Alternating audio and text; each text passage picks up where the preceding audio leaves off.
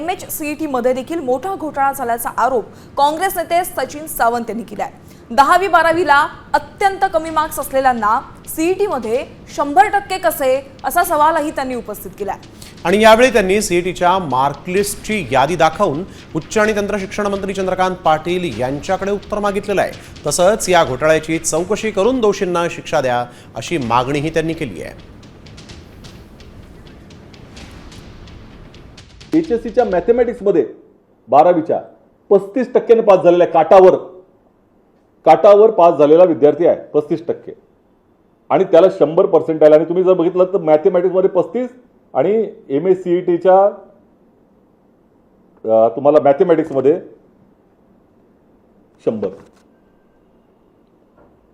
65 mark पर्सेंटाईलची 65 पॉईंटचे फरक कसा असू शकतो? नापास झालेला विद्यार्थी इथे 100% मार्क मिळवतोय। मग ह्याच्याबद्दल आम्ही प्रश्न विचारू नये का? ही MHCETचा भाग हा गंभीर नाही का? आणि म्हणूनच या सगळ्या प्रश्नांची उत्तरं आम्हाला मिळणं आवश्यक आहे। मला वाटतं की मी तर काय बघितलेलं नाही हे वृत्त।